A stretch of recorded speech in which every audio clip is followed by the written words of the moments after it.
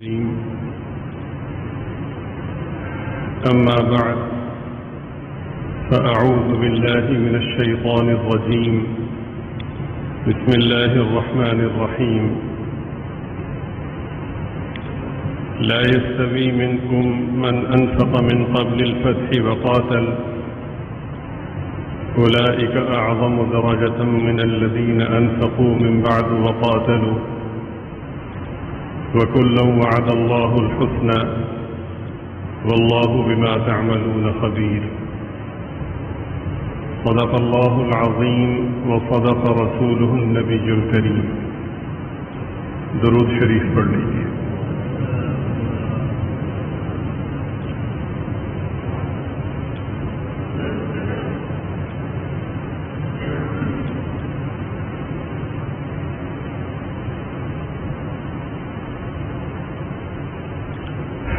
اللہ رب العزت کا بہت بڑا کرم اور عظیم احسان ہے کہ اپنے پاک دین کی نسبت سے ہمیں یہاں مل بیٹھنے کی توفیق عطا فرمائی۔ اللہ تعالی ہماری اس حاضری کو قبول فرمائے، ہمارے گناہوں کو معاف فرمائے، دارین میں پردہ پوشی کا معاملہ فرمائے۔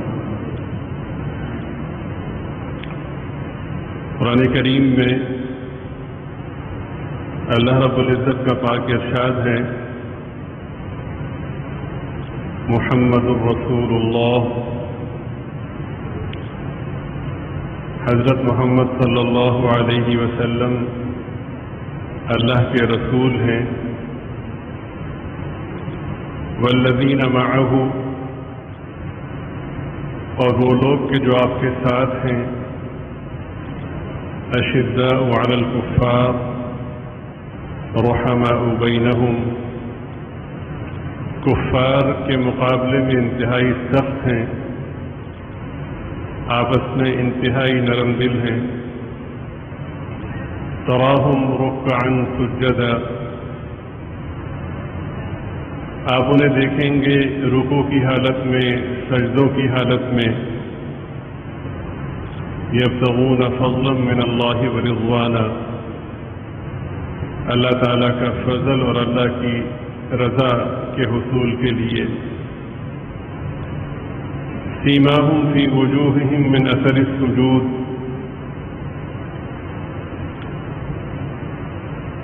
سجدوں کی کثرت کی بنا پر پاکیزہ نشانیاں ان کی پیشانیوں میں آپ دیکھیں گے۔ ذالک مثلہم فی التوراۃ، یہ مثال ہے ان کی تورات میں۔ ومثلہم فی الانجیل، اور انجیل میں ان کی مثال یہ ہے، کزرع اخرج شطأہ، جیسا کہ ایک کھیتی اپنی کونپل نکالے، فآزرہ، پھر اس کونپل کو مضبوط کرے، فاستغلظ، اور وہ کونپل موٹی ہو جائے، فاستوى علی سوقہ، وہ کونپل اپنے تنے پہ کھڑی ہو جائے، یعجب الزراع، یہ کیفیت کاشت کرنے والوں کو خوش کرتی ہے، لیغیظ بہم الکفار، اللہ تعالیٰ نے یہ کیفیت اس لیے بیان فرمائی تاکہ کفار کے دلوں کو جلائے۔ وعد اللہ الذین آمنوا وعملوا الصالحات منہم مغفرۃ واجرا عظیما، یہ صحابہ جو ایمان لائے اور اچھے اعمال کیے، اللہ تعالیٰ نے ان سے مغفرت کا اور بڑے اجر کا وعدہ فرمایا ہے۔ سورہ فتح کی یہ آخری آیت مبارکہ ہے۔ اس آیت مبارکہ میں بے انتہا حکمتیں، بے انتہا پاکیزہ نکتے اور بڑے عجیب و عظیم مضامین ہیں، اور یہ مضامین ایسے ہیں کہ محض واقعات کے طور پر انہیں نہ دیا جائے، بلکہ یہ مضامین ہمارے عقائد سے، ہمارے ایمان سے گہرا تعلق رکھتے ہیں۔ یہاں پہ ایک بنیادی بات جو سمجھنے کی ہے وہ یہ ہے کہ ایمان لانے والے کو مومن بھی کہتے ہیں، ایمان لانے والوں کو عباد الرحمن بھی کہتے ہیں، ایمان لانے والوں کو مسلمان بھی کہتے ہیں۔ مومن ہو، مسلم ہو یا اللہ کا بندہ ہو، ان تینوں میں قدر مشترک یہ ہے کہ مومن، مسلمان اور عباد الرحمن انہیں کہا جاتا ہے کہ جو اللہ اور اس کے رسول کی ہر بات کو اپنی عقل پہ پرکھے بغیر تسلیم کرے، اور نہ صرف یہ کہ تسلیم کرے بلکہ اس پر یقین رکھے، ایسا یقین کہ اپنی ذات کے بارے میں یہ رائے ہو کہ میں جو اپنے آپ کو محسوس کر رہا ہوں یہ غلط ہو سکتا ہے، سرکار دو عالم صلی اللہ علیہ وسلم کا فرمان غلط نہیں ہو سکتا۔ پھر اس کے بعد اسی کا تسلسل یہ ہے کہ اس یقین کے دائرے میں اپنی عقل کی مداخلت کو حرام سمجھے، یعنی کسی کیفیت کی بنا پر کسی نتیجے کو مرتب کرنا اپنی عقل سے شریعت مطہرہ میں، دین اسلام میں اس کی گنجائش نہیں۔ سرکار اقدس صلی اللہ علیہ وسلم کی حیات طیبہ میں مختلف مراحل اور مختلف واقعات کا تذکرہ ملتا ہے، ان میں اسی حوالے سے اہل ایمان کی اصلاح کی گئی ہے۔ مثلا بہت سے لوگ اپنی عقل کا استعمال کرتے ہوئے یہاں پہ ایک رائے رکھتے ہیں کہ احد کے موقع پر، جس میں حضرت سیدنا حمزہ رضی اللہ تعالیٰ عنہ شہید ہوئے، اور سب جانتے ہیں کہ حضرت حمزہ رضی اللہ تعالیٰ عنہ کو شہید کرنے والے اس وقت جو مسلمان نہیں ہوئے تھے ان کا نام وحشی ہے، اور جس کے حکم پر یہ معاملہ ہوا اس وقت وہ مسلمان نہیں ہوئے تھے، ان کا نام ابو سفیان ہے، یہ سب کے علم میں ہے۔ اب اگر عقل کے تابع دین ہوتا تو یہ نتیجہ طے کر لیا جاتا فیصلے کے طور پر کہ جس نے حضور پاک صلی اللہ علیہ وسلم کے چچا کو شہید کیا ہے وہ کبھی بھی کسی بھی صورت میں آخرت میں کامیاب نہیں ہو سکتا، اگر عقل کے تابع ہوتا۔ لیکن اللہ تعالیٰ نے اصلاح فرمائی، اور اصلاح کے حوالے سے جو صورتیں سامنے آئیں وہ دو ہیں، اس واقعے کے تسلسل میں عرض کر رہا ہوں۔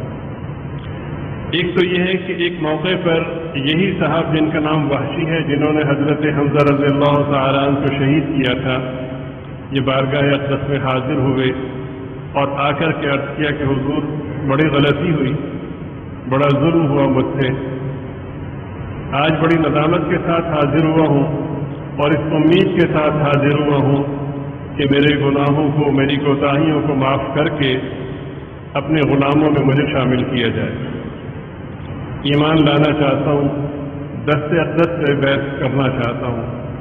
سرکار اقدس صلی اللہ علیہ وسلم نے انہیں مشرف و اسلام کیا اور دائرہ اسلام میں انہیں شامل فرمایا، اور وہ وحشی سے حضرت وحشی رضی اللہ تعالیٰ عنہ۔ باوجود ہے کہ حضور پاک صلی اللہ علیہ وسلم کو طویل ترین وقت کے گزرنے کے بعد بھی اس واقعے کی اتنی تکلیف تھی کہ سرکار دو عالم صلی اللہ علیہ وسلم ان سے کہا کرتے تھے کہ جب ہماری مجلس میں آپ آئیں تو سامنے نہ بیٹھا کریں، اس لیے کہ جب آپ پہ نظر پڑتی ہے تو چچا کی یاد آتی ہے۔ پھر اسی کا دوسرا حصہ یہ ہے کہ سرکار اقدس صلی اللہ علیہ وسلم فتح مکہ کے موقع پر فاتحانہ انداز میں مکہ مکرمہ میں جب داخل ہوئے تو کفار کو معلوم تھا کہ ہم نے کتنا ظلم کیا ہے، کتنی زیادتی کی ہے اور کتنی عظیم شخصیت کو اپنا وطن چھوڑنے پہ مجبور کیا۔ آج وہ پوری شان و شوکت کے ساتھ، پوری قوت کے ساتھ اپنے گھر کو لوٹ رہے ہیں، اپنے وطن میں آ رہے ہیں اور مالکانہ فاتحانہ طور پر آ رہے ہیں، تو آج تو بچت کا کوئی امکان نہیں۔ اس موقع پر حضور پاک صلی اللہ علیہ وسلم نے جو درگزر کا معاملہ فرمایا، جو معافی کا معاملہ فرمایا، نہ صرف تاریخ اسلام میں بلکہ تاریخ انسانی میں اس کی کوئی مثال نہیں ہے۔ اس قدر عفو و درگزر تھا کہ جب مسلمانوں کا لشکر مکہ مکرمہ میں داخل ہو رہا تھا تو حضرات صحابہ رضی اللہ تعالیٰ عنہ کو وہ ساری باتیں یاد آ رہی تھیں جو ان کے ساتھ، ان کے نبی کے ساتھ جو پیش آئیں، وہ مظالم سارے کے سارے یاد آ رہے تھے کہ کوئی جرم نہیں تھا، کوئی قصور نہیں تھا کہ عرصہ حیات تنگ کر دیا گیا۔ تو ایک صحابی کے جن کے ہاتھ میں جھنڈا تھا، ظاہر ہے کہ بہت سے لوگوں میں ایک کے ہاتھ میں جھنڈا ہو تو وہ اس شخص کی اہمیت ہوتی ہے، وہ ان میں اہمیت والا سمجھا جاتا ہے، قائدانہ صفات کو منسوب کیا جا سکتا ہے۔ تو انہوں نے جذبات سے مغلوب ہو کر یہ نعرہ لگایا، الیوم یوم الملحمہ، آج بدلے کا دن، ہمارے ساتھ، ہمارے نبی کے ساتھ جو ہوا ہے ہم اس کو بھول نہیں سکتے، آج بدلہ لیں گے۔ تو سرکار دو عالم صلی اللہ علیہ وسلم نے جب یہ بات سنی تو آپ نے ناراضگی کا اظہار فرمایا، آپ نے ان کے ہاتھ سے جھنڈا لے لیا اور ایک دوسرے صحابی کو دیا اور فرمایا کہ نہیں، آج بدلے کا دن نہیں ہے بلکہ بابرکت الفاظ ارشاد فرمائے، الیوم یوم المرحمہ، آج رحمت کا دن۔ اور قرآن کریم کی وہ الفاظ دہرائے کہ حضرت یوسف علیہ السلام کا جو واقعہ ہے، جب وہ اپنے اختتامی مراحل میں پہنچتا ہے، سارے بھائی آتے ہیں، شرمندہ ہوتے ہیں، تو قرآن کریم میں الفاظ ہے کہ لا تثریب علیکم اليوم، شرمندہ ہونے کی ضرورت نہیں، ہماری طرف سے معافی ہے۔ تو سرکار دو عالم صلی اللہ علیہ وسلم نے اہل مکہ کے لیے وہی الفاظ اختیار فرمائے۔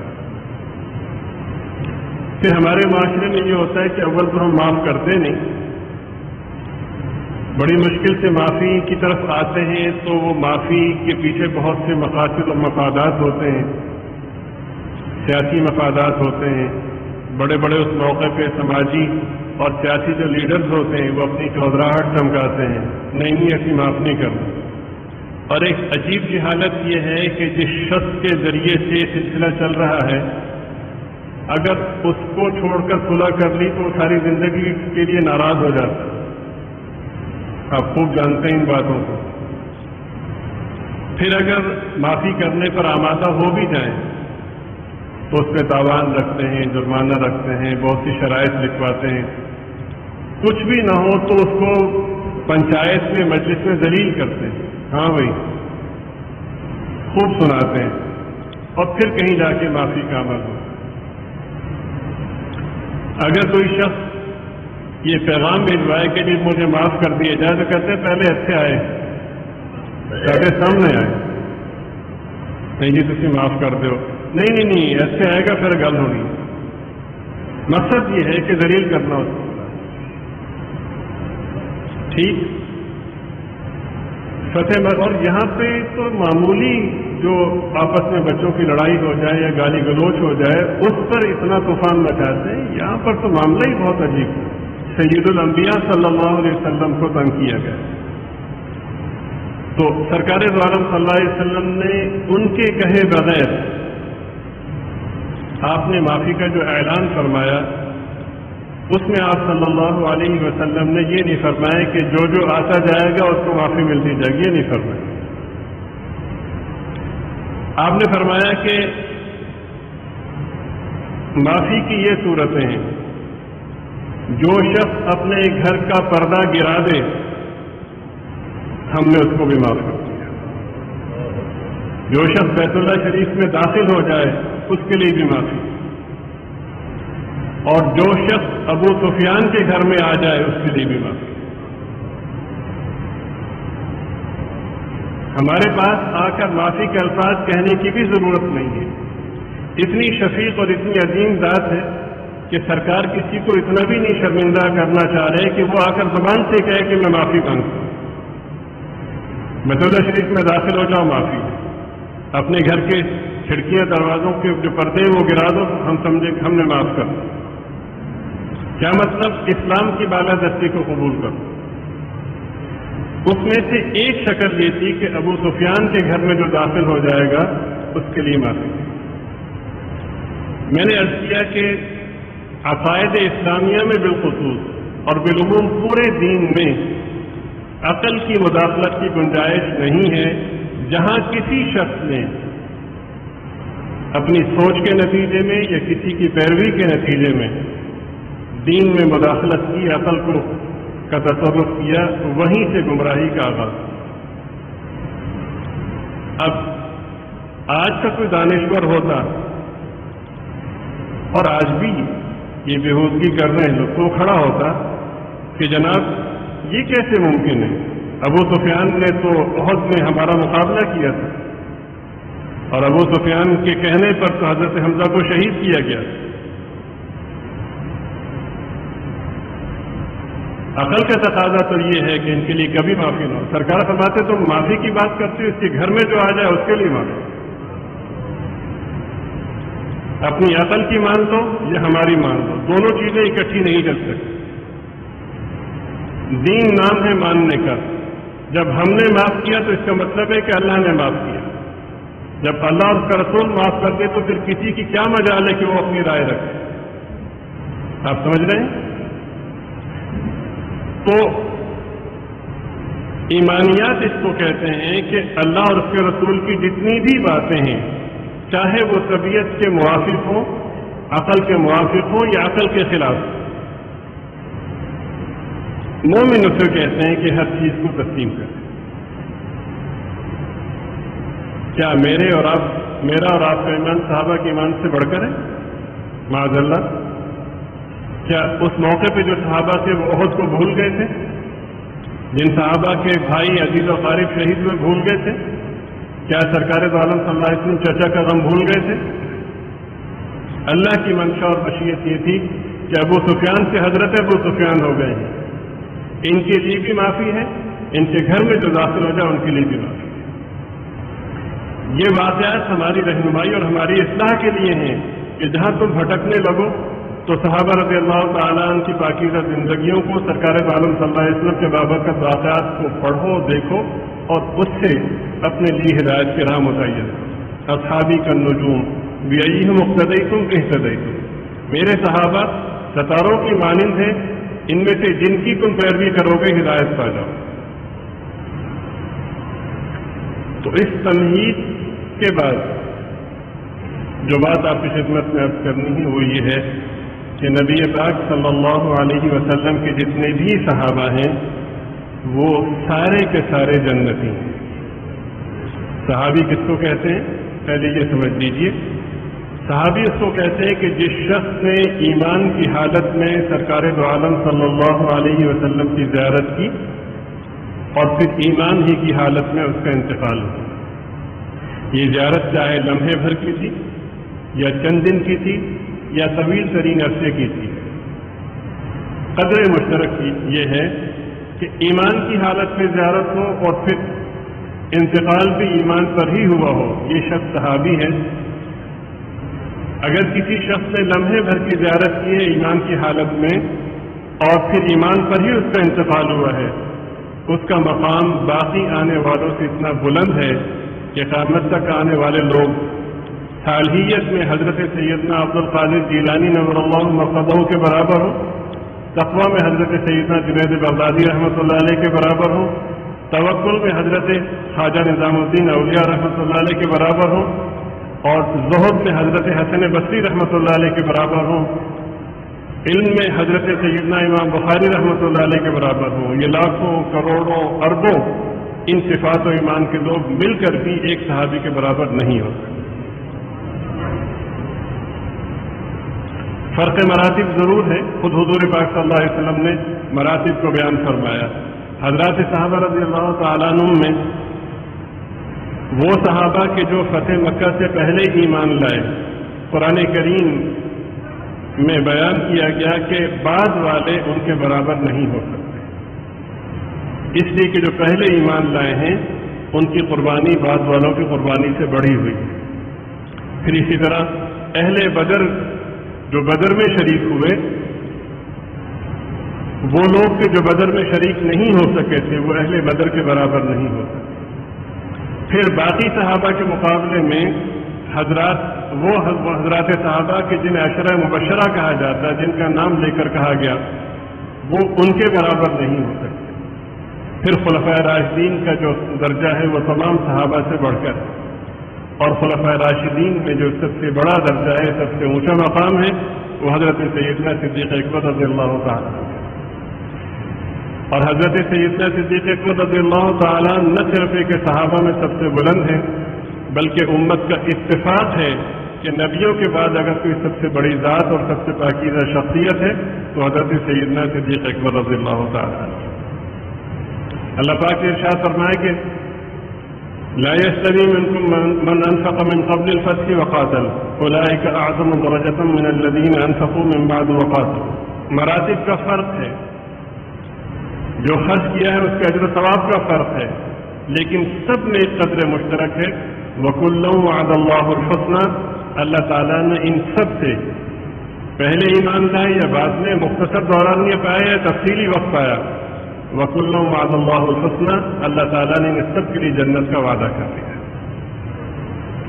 تو انہی صحابہ رضی اللہ تعالیٰ عنہ کی عظمت کو اس آیت مبارکہ میں بیان کیا گیا جو کہ ابھی آپ کے سامنے پڑھی گئی۔ اللہ پاک کا ارشاد ہے کہ محمد الرسول اللہ، حضرت محمد صلی اللہ علیہ وسلم اللہ کے رسول ہیں۔ والذین معه اشداء علی الکفار۔ دیکھیے اس طویل آیت میں اس ایک جملے میں سرکار دو عالم صلی اللہ علیہ وسلم کی پاکیزہ عظمت کو بیان فرمایا، باقی پوری آیت حضرات صحابہ رضی اللہ تعالی عنہ کی شان ہے۔ یہ مطلب نہیں کہ ان کی شان ان سے بڑھ گئی، بلکہ یہ بیان کیا جا رہا ہے کہ حضور پاک صلی اللہ علیہ وسلم کے جو پاکیزہ اخلاق کے انوار و برکات ہیں وہ حضرات صحابہ کی صورت میں ہیں۔ ان انوار و برکات میں غور کیجیے، وہ کیا ہیں؟ والذین معه، صحابہ کا لفظ نہیں کہا، وہ لوگ بھی جو سرکار کے ساتھ ہیں۔ معیت کا تذکرہ کیا، کس کا تذکرہ کیا؟ معیت کا، ساتھ کا تذکرہ کیا۔ یہ معیت بڑی عجیب چیز۔ اللہ پاک ارشاد فرماتے ہیں کہ جب کوئی بندہ ہمیں یاد کرتا ہے، جب تک اس کے ہونٹ ہماری یاد میں، ہمارے ذکر میں ہلتے رہتے ہیں، میری معیت اس کو میسر ہو۔ معیت کسی کا ساتھ نصیب ہونا۔ آپ کو معلوم ہے کہ حضرت موسیٰ علیہ السلام نے پوچھا تھا کہ اللہ جنت میں میرا پڑوسی کون ہوگا، وہ تفصیلی واقعہ، تو یہ بڑی اہمیت رکھتی ہے۔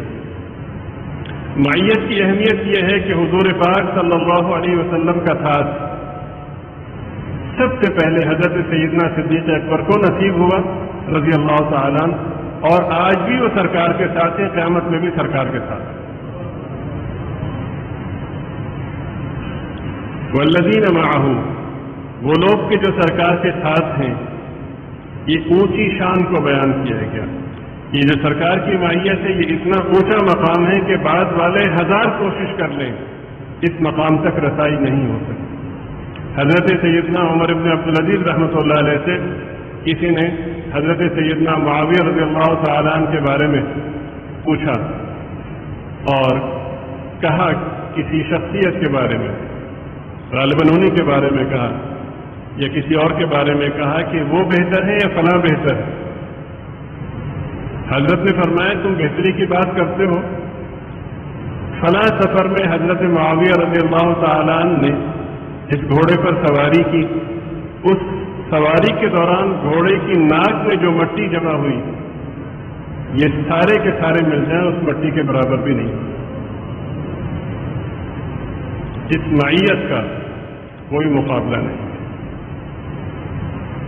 اور یہ اختیاری چیز نہیں ہے، غیر اختیاری چیز ہے، یہ انتخاب خداوندی ہے. سرکار اقدس صلی اللہ علیہ وسلم نے ارشاد فرمایا کہ اللہ تعالیٰ نے ازل میں پورے تمام کے تمام انسانوں کے قلوب کو دیکھا اور ان قلوب میں سب سے پاکیزہ دل حضرات صحابہ کے دلوں کو پایا. یہ انتخاب خداوند، یہ جماعت منتخب کی گئی. اللہ پاک فرماتے ہیں کہ اولئک الذین امتحن اللہ قلوبہم للتقوی، یہ وہ لوگ ہیں کہ ہم نے ان کے دلوں کو تقوی کے لیے منتخب کر دیا. والذین معہ، یہ وہ لوگ کہ جو سرکار کے ساتھ ہیں، جنہیں سرکار کی معیت نصیب ہوئی. کسی کے بس کی بات نہیں کہ اس رتبے کو حاصل کر سکے.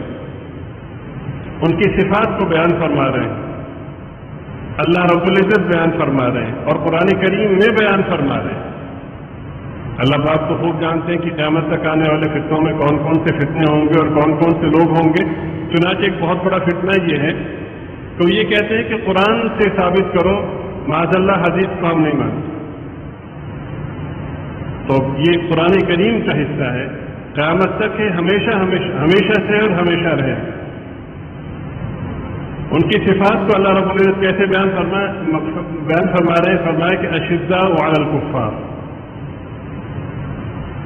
وہ لوگ کہ جو اللہ کے باغی ہیں، اگر وہ بغاوت کریں اور دین پر مسلمانوں پر چڑھ دوڑیں تو یہ لوگ اس موقع پر اللہ تعالیٰ کے حکم کے تحت ان پر یہ موت بن کر ٹوٹتے ہیں. ان پر شدید ترین قوت کے ساتھ اور شدید ترین جرت کے ساتھ ہم آور ہوتے ہیں کہ تمہاری ہمت کیسی ہوئی کہ اپنے خالق و مالک کی بغاوت کرو اور خالق و مالک کے ماننے والوں پر تم ظالمانہ چڑھ دوڑو. یہ کیسے ہوں گے؟ اشداء علی الکفار رحماء بینہم، آپس میں شیر و شکر ہے. جو شخص مومن ہو گیا، مومن کا بھائی ہے، چاہے پھر وہ رتبے میں کتنا ہی کمزور کیوں نہ ہو، برادری میں کتنا ہی چھوٹا کیوں نہ سمجھا جاتا ہو، پیشے کے اعتبار سے کتنے گھٹیا کیوں نہ سمجھا جاتا ہو، وہ پھر اسی طرح مکرم ہے جیسا کہ ایک صاحب رتبہ مکرم ہوا کرتا. حضرت سیدنا فاروق اعظم رضی اللہ تعالیٰ ایک سفر میں جا رہے تھے. حضرت سیدہ خولہ رضی اللہ تعالیٰ عنہ، یہ بڑی عظیم صحابیاں ہیں. یہ وہ صحابیاں ہیں کہ جن کے بارے میں 28ویں پارے کی ابتدائی آیات نازل ہوئی. قد سمع اللہ قول التي تجادلك في زوجها وتشتكي الى الله والله يسمع تحاوركما. یہ آیت مبارکہ ان کے شان نزول حضرت سیدہ خولہ رضی اللہ تعالیٰ عنہ کا واقعہ ہے. تو حضرت فاروق اعظم رضی اللہ تعالیٰ عنہ اپنے دور خلافت میں کہیں جا رہے تھے تو حضرت سیدہ خولہ رضی اللہ تعالیٰ عنہ راستے میں ملی تو سلام دعا ہوئی تو انہوں نے امیر المومنین کو وصیت کی اور کہا کہ عمر، ہم تمہیں تب سے جانتے ہیں جب تم عمیر تھے، چھوٹے سے. دیکھنا اللہ تعالیٰ کے خوف کو ملحوظ رکھنا، جو بھی فیصلہ کرو خدا خوفی کے ساتھ کرنا. نصیحتیں فرمائی تو اس دوران دیکھا کہ حضرت فاروق اعظم رضی اللہ تعالیٰ عنہ کی آنکھوں سے آنسو جاری. تو خادمین میں سے ایک نے کہا کہ اماں جی بس کیجیے، آپ نے امیر المومنین کو بلا دیا. حضرت فاروق اعظم رضی اللہ تعالیٰ عنہ نے فرمایا کہ خادم سے فرمایا کہ بھائی خاموش رہو، یہ تو وہ خاتون ہے کہ عرش پہ اللہ ان کی سنتا ہے، بے عمر کیوں نہ سنیں. ایک موقع پر حضرت فاروق اعظم رضی اللہ تعالیٰ عنہ نے خطاب فرمایا اور مساوات اور انصاف کے موضوع پہ بات کی اور فرمایا کہ اگر مجھ میں کوئی کمی اور کوتاہی دیکھو تو مجھے بتانا. تو ایک صاحب اٹھ کر کہنے لگے صرف بتائیں گے نہیں، تلوار سے سیدھی کریں، ہمارے کوئی کہہ کے تو دیکھیں. وہ تو فارغ ہو گیا نا. حضرت فاروق اعظم رضی اللہ تعالیٰ نے فرمایا کہ الحمدللہ، اللہ کا لاکھ لاکھ شکر ہے کہ اللہ تعالیٰ نے عمر کو ایسے سامعین اور ایسے ساتھی عطا کیے ہیں کہ اس کی کجی کو اپنی تلوار سے سیدھا کرے. رحماء بینہم، آپس میں انتہائی شکر و شکر ہیں، ایک دوسرے کا خیال کرنے والے ہیں. یہ حضرات صحابہ رضی اللہ تعالیٰ عنہ کی پاکیزہ صفات ہے. اللہ پاک فرماتے ہیں کہ تراہم رکعا سجدا، آپ انہیں دیکھیں گے کہ وہ رکوع کی حالت میں ہیں، سجدے کی حالت میں. کثرت سے نماز کا اہتمام ہے. نماز کا اہتمام در حقیقت اللہ تعالیٰ سے مناجات کا عملی طریقہ ہے. اللہ رب العزت کے حضور اپنی درخواستوں کو پیش کرنے کی ایک پاکیزہ اور منظم شکل ہے. حدیث شریف میں ہے کہ جب کوئی بندہ سجدے کی حالت میں ہوتا ہے تو اللہ پاک فرماتے ہیں کہ اس کا سر میرے دونوں قدموں کے درمیان میں ہوتا ہے. تو بندہ اپنی مناجات اللہ کے حضور پیش کر رہا ہے. حضرات صحابہ رضی اللہ تعالیٰ عنہ کی صفات میں کثرت سے رکوع اور کثرت سے سجدوں کا تذکرہ کیا، یعنی فرائض کا اہتمام تو تھا ہی، نوافل کے اہتمام کو بھی عملاً اپنے لیے لازمی قرار دے دیا. ہمیں متوجہ کیا جا رہا ہے کہ اتنا کافی نہیں کہ دل میں ایمان ہونا چاہیے، نماز کی ضرورت نہیں، یہ پھر عقل کی مداخلت ہے. جیسا سرکار نے فرمایا، جیسا صحابہ نے کر کے دکھایا وہی معیار ہے، اس سے ہٹ کے کوئی معیار نہیں. قرآن کریم میں سورہ ذاریات میں حضرات صحابہ رضی اللہ تعالیٰ عنہ کی شان کو یوں بیان کیا گیا، ان المتقین فی جنات وعیون. سارے کے سارے صحابہ کو کہا گیا کہ بلا شک و شبہ یہ صاحب تقویٰ ہے. فی جنات وعیون، یہ آخرت میں باغات اور چشموں میں ہوں گے. آخذین ما آتاہم ربہم، صورتحال یہ ہوگی کہ اللہ پاک عطا فرما رہے ہوں گے اور یہ لے رہے ہوں گے. انہم کانوا قبل ذلک محسنین، اس سے پہلے یہ نیکی کیا کرتے تھے، اور اس نیکی کی جھلک میں بیان فرمائی، کانوا قلیلا من اللیل ما یہجعون، رات میں تھوڑا حصہ آرام کرتے تھے، باقی ساری رات اپنے رب کو منایا کرتے تھے. ساری رات عبادت کرنے کے بعد بھی یہ صورت ہوتی تھی، وبالاسحار هم یستغفرون. صبح سحری میں تہجد میں جب عبادت کا سلسلہ پورا ہوتا تو اللہ سے معافی مانگتے تھے، اللہ آپ کی عبادت کا حق ہم ادا نہیں کر سکے، ہمیں معاف کر دیجیے. اہل علم فرماتے ہیں کہ چہروں پہ روشنی اور چہروں پہ نور لانے کا طریقہ یہ اسباب نہیں جو ہم اختیار کرتے ہیں، صابن، کریم اور بیوٹی پارلر نہیں ہے. فرماتے ہیں کہ چہروں کی روشنی، ظاہر ہے کہ دن میں ایک دوسرے کا چہرہ ہم دیکھ سکتے ہیں، رات کی تاریکی میں تو نظر نہیں آتا.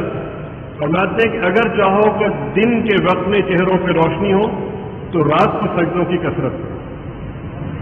چہروں کی روشنی کا حصول یہ رات کی عبادت کے ذریعے سے ہوا کرتا ہے.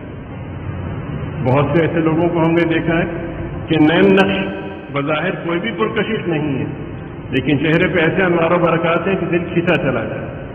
وہ برکات ہوتی ہیں رات کو اللہ تعالیٰ کے سامنے عبادات کے اہتمام، اللہ تعالیٰ اس کو یوں ظاہر فرماتے ہیں.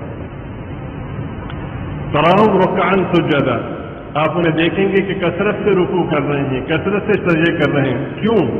یبتغون فضلا من اللہ ورضوانا، اللہ تعالیٰ کے فضل اور اللہ کی رضا کے حصول کے، کہ ہمارا رب ہم سے راضی ہو. سیماہم فی وجوہہم من اثر السجود، یہ جو سجدوں کی کثرت ہے، اس کے انوار، اس کی برکتیں آپ ان کی پیشانیوں میں دیکھیں.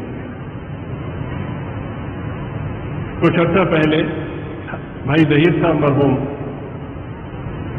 کے ساتھ میں بلال مسجد گیا، کئی سال پہلے کی بات ہے. تو وہاں پہ ایک بزرگ ہوا کرتے تھے، بھائی بخش الہی صاحب. تو بھائی ظہیر صاحب کو ان سے کوئی کام تھا. خیر ملاقات کر کے جب لوٹنے لگے تو میں نے بھائی ظہیر صاحب سے پوچھا کہ ان کے چہرے پہ اتنے انوارات کیوں ہیں؟ تو انہوں نے فرمایا کہ چلیے پوچھ لیتے. تو ہم دونوں دوبارہ حاضر ہوئے تو انہوں نے میری بات دہرائی کہ یہ پوچھنا چاہ رہے ہیں کہ آپ کے چہرے پہ اتنے انوارات کیوں ہیں. تو پہلے تو انہوں نے اپنی عظمت کا یوں مظاہرہ کیا کہ ایسی کوئی بات نہیں، آپ کا خیال ہے. ہم نے جب اصرار کیا تو انہوں نے بتایا کہ اتنے سال پہلے، غالباً 35 سال کا انہوں نے بتایا کہ 35 سال پہلے میں حضرت رائے پوری نور اللہ مرقدوں سے بیعت ہوا تھا. اس دن حضرت نے جو مجھے وظائف بتائے تھے کہ تہجد کا اہتمام کرنا ہے, ذکر اذکار کرنا ہے, 35 سال میں ایک دن کا بھی ناغہ نہیں.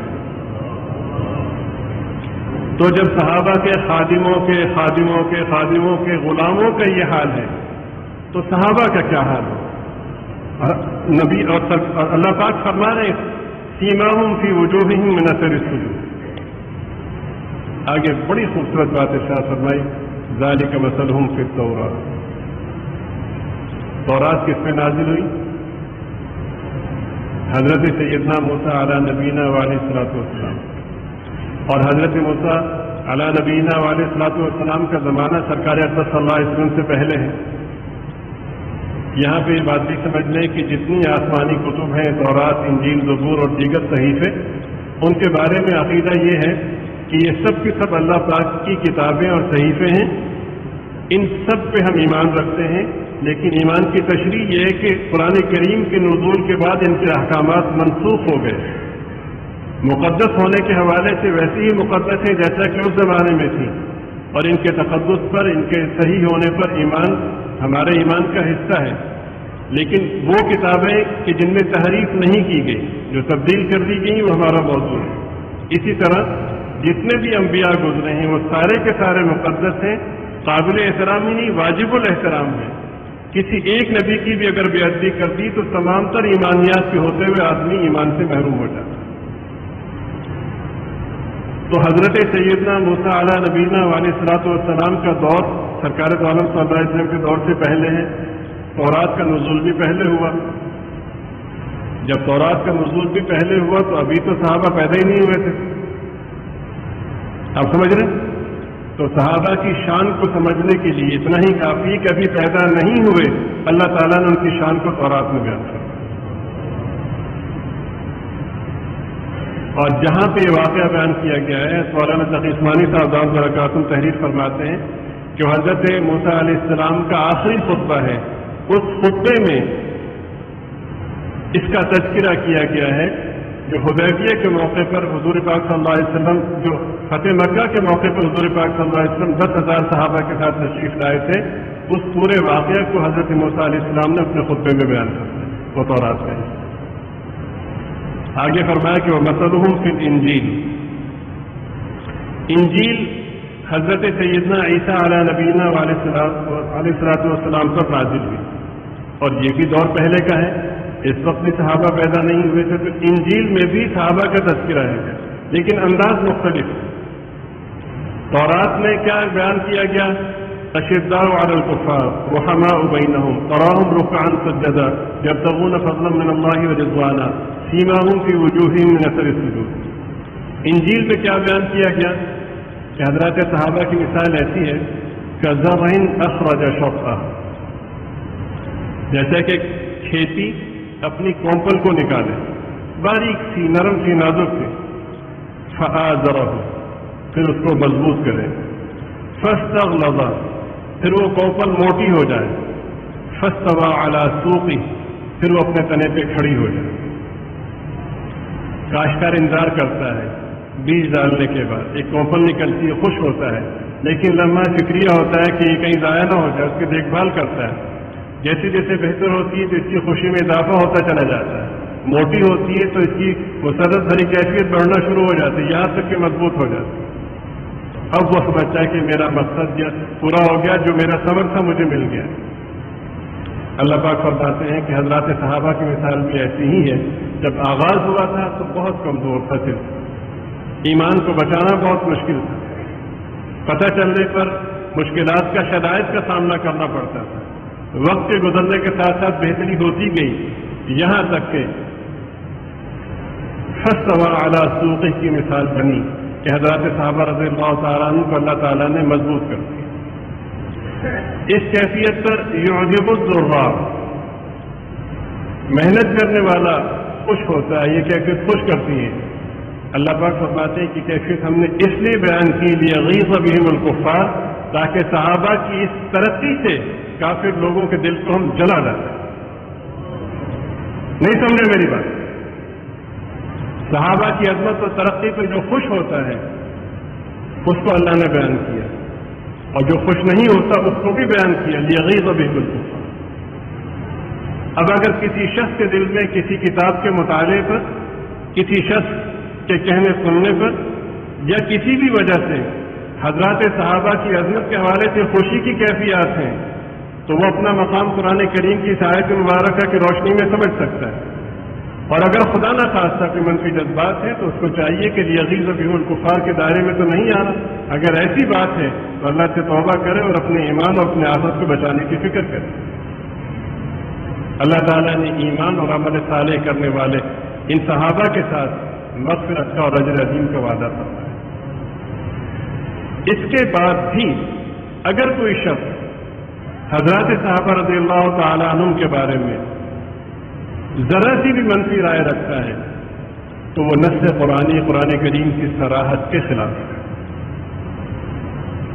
پھر وہ میرے خیال میں اس کے لیے کوئی رائے قائم کرنے کی ضرورت نہیں، وہ اپنا مقام آخرت میں اپنی جگہ خود متعین کر سکتا ہے۔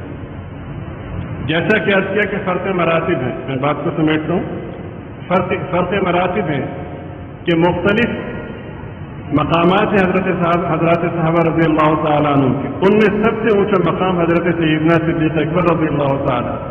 بطور خاص اس حوالے سے مختصر سی گزارشات ہیں۔ سرکار دو عالم صلی اللہ علیہ وسلم عمر کے آخری حصے میں بیمار ہوئے، اور اتنے بیمار ہوئے کہ آپ صلی اللہ علیہ وسلم اپنے حجرہ مبارکہ سے نماز کے لیے باجماعت نماز کے لیے مسجد میں تشریف نہ لا سکے۔ بہت سی نمازیں آپ نے اس علالت کی بنا پہ اپنے حجرہ مبارکہ میں ادا فرمائیں۔ اس کے بارے میں اہل علم کی مختلف آراء ہیں، بعض کہتے ہیں 17 نمازیں تھیں، بعض کہتے ہیں 20 سے زائد نمازیں تھیں۔ بہرحال حضور پاک صلی اللہ علیہ وسلم کی طبیعت مبارکہ خراب تھی، عشاء کا وقت تھا، تو آپ صلی اللہ علیہ وسلم نے پوچھا کہ نماز ہو گئی؟ تو بتایا گیا کہ حضور آپ کا انتظار ہے۔ تو آپ نے فرمایا کہ اچھا پانی کا بندوبست کرو، میں غسل کر کے تازہ دم ہو کے پھر میں جاتا ہوں۔ تو پانی کا بندوبست کیا گیا، آپ صلی اللہ علیہ وسلم نے غسل فرمایا۔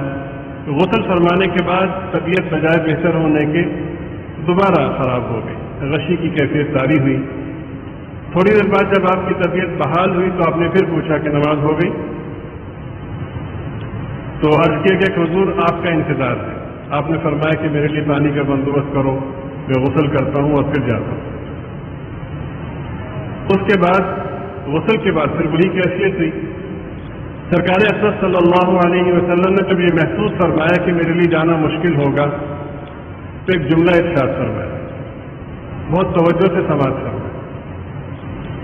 جملہ ارشاد فرمایا کہ مروا ابا بکر فلیصلی بالناس، ابو بکر سے کہیں کہ نماز پڑھائیں۔ ساتھی کافی دیر سے انتظار کر رہے ہیں، ہمارے لیے آنا مشکل ہوگا، ان سے کہیں کہ نماز پڑھائیں۔ حضرت عائشہ صدیقہ رضی اللہ تعالیٰ عنہ فرماتی ہیں کہ میں نے یہ سوچا کہ میرے والد تو بہت نرم دل ہے، تو آج تک ایسا نہیں ہوا کہ مصلی نبوت پہ کوئی اور کھڑا ہوا ہو تو وہ اپنی نرم دلی کی بنا پہ نماز نہیں پڑھا سکیں گے۔ تو میں نے بڑے ادب سے عرض کیا کہ حضور میرے والد نرم دل ہیں، ان کے بس کی بات نہیں، آپ کسی اور سے کہہ دیں۔ آپ صلی اللہ علیہ وسلم ان کی بات سننے کے بعد پھر فرمایا کہ مروا ابا بکر فلیصلی بالناس، ابو بکر سے کہو کہ نماز پڑھائیں۔ میں نے پھر عرض کیا، سرکار دو عالم صلی اللہ علیہ وسلم نے پھر یہی فرمایا۔ حضرت سیدنا عبداللہ ابن زمعہ رضی اللہ تعالیٰ عنہ کہتے ہیں کہ حضور پاک صلی اللہ علیہ وسلم نے جب یہ فرمایا کہ ابو بکر سے کہو کہ نماز پڑھائیں تو غالباً حضرت نے یہ سمجھا کہ چونکہ وہ سب سے زیادہ فضیلت والے ہیں، یہ اس نسبت سے کہا جا رہا ہے لیکن تاکیدی حکم نہیں ہے۔ تو میں باہر نکلا کہ حضرت ابوبکر صدیق رضی اللہ تعالیٰ عنہ سے کہوں کہ آپ نماز پڑھائیں، تو مجھے اس موقع پر وہاں نظر نہیں آئے، کہیں دائیں بائیں کسی کام میں مصروف ہوں گے، تو وہاں پہ جو حاضرین تھے ان میں مجھے حضرت سیدنا فاروق اعظم رضی اللہ تعالیٰ نظر آئے. تو میں نے جا کر کہا کہ حضرت آپ نماز پڑھا دیں، یعنی سرکار کی طبیعت خراب ہے، تشریف نہیں لا سکیں گے، آپ نماز پڑھا دیں. حضرت فاروق اعظم رضی اللہ تعالیٰ عنہ نے نماز شروع کروائی اور اللہ اکبر کہا. جب اللہ اکبر کہا تو آپ بلند آواز والے تھے تو حجرہ مبارکہ میں آواز پہنچی. آپ نے فرمایا کہ نماز کس نے شروع کروائی ہے؟ بتایا گیا کہ عمر نے رضی اللہ عنہ. فرمایا نہیں، 3 دفعہ فرمایا نہیں، اللہ اور مومنین صرف ابو بکر کو امام دیکھنا چاہتے. 3 دفعہ فرمایا.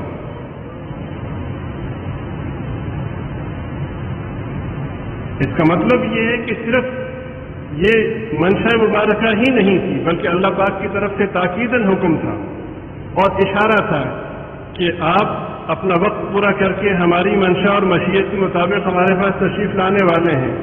اگلے منظرنامے میں ہم امت کو بتا دینا چاہتے ہیں، قیامت تک آنے والوں کو بتا دینا چاہتے ہیں کہ آپ کے بعد اگر کوئی امامت کا، کوئی قیادت کا اہل ہے تو حضرت سیدنا صدیق اکبر.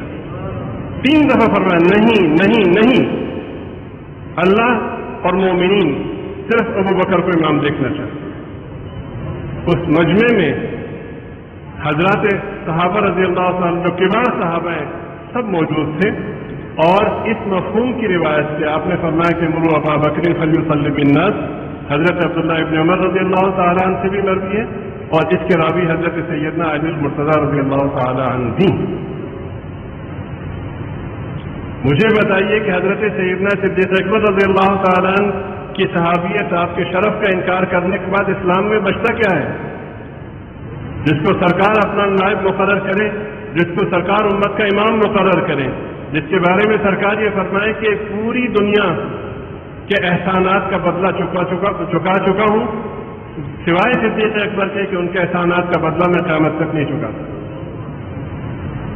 صرف جیسا کہ پہلے عرض کیا گیا کہ تاریخ کی بنا پر، تاریخ تو مورخ کے خیالات کا نام ہے.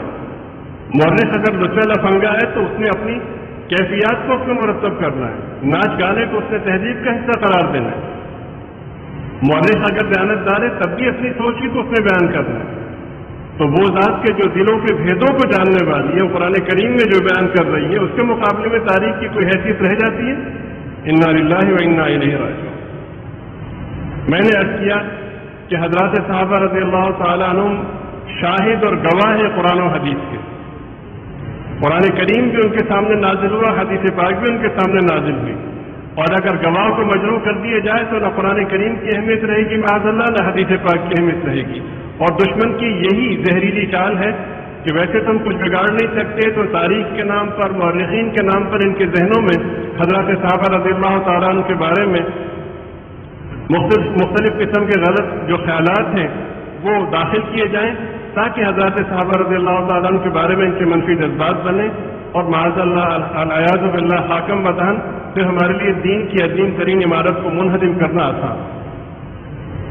یہاں پہ 2 باتیں قابل غور ہیں. جس شخص کو اللہ اور اس کے رسول سے محبت ہے اور وہ یہ سمجھتا ہے کہ اللہ اور اس کے رسول کی بات میری عقل سے، میرے مشاہدے سے کہیں زیادہ بڑھ کر ہے اور کہیں زیادہ سچی ہے، وہ اس جھانسے میں کبھی بھی نہیں آئے گا. اور اگر کوئی شخص کسی وجہ سے متاثر ہے تو اس کو چاہیے کہ اللہ سے توبہ کرے اور مقامی طور پر اہل علم سے بالخصوص اپنے عقائد کے حوالے سے رہنمائی حاصل کرے. اور دوسری بات یہ کہ باطل قوتیں جو بھی ہوں وہ 1000 کوشش کر لیں کہ معاذ اللہ اللہ کے دین کو ختم کریں گے، تو ایسا ممکن نہیں ہے. اس لیے کہ قرآن کریم میں بیان کیا گیا ہے یریدون لیطفئوا نور اللہ بافواہہم، یہ چاہتے ہیں کہ اللہ کے نور کو اپنی پھونکوں سے بجھا دیں. واللہ متم نورہ، اللہ تعالیٰ اپنے نور کو مکمل کر کے رہیں گے. ولو کرہ الکافرون، اگرچہ کافروں کو ناپسند. اور پھر فرمایا کہ هو الذی ارسل رسولہ بالہدی ودین الحق، اللہ کی وضاحت ہے کہ جس نے اپنے رسول کو ہدایت اور دین حق دے کر کے بھیجا، لیظہرہ علی الدین کلہ، تاکہ اس دین کو سارے کے سارے دینوں پہ غالب کر. یہ خام خیالی ہے کہ دین مٹ جائے گا، معاذ اللہ، ایسا ہرگز نہیں ہوگا. اللہ پاک فرماتے ہیں کہ کتب اللہ لاغلبن انا ورسلی، اللہ پاک لکھ چکے ہیں کہ بالیقین میں اور میرے رسول ہی غالب ہوں گے. اللہ پاک فرماتے ہیں کہ اولئک حزب اللہ، یہ حضرات صحابہ اللہ کی جماعت ہے، اور آگاہ رہو ان حزب اللہ هم المفلحون، اللہ کی جماعتی غالب، اللہ کی جماعتی فلاح پانے والے۔ اللہ تعالیٰ مجھے، آپ کو، ہم سب کو حضرات صحابہ رضی اللہ تعالیٰ عنہ کے بارے میں، ان کے تقدس، ان کے ایمان اور ان کے عدل کے بارے میں سچا اور سچا ایمان نصیب فرمائے، بہکنے سے، گمراہ ہونے سے، بھٹکنے سے ہم سب کی حفاظت فرمائے، پوری امت پر رحم فرمائے، پوری انسانیت پر رحم فرمائے۔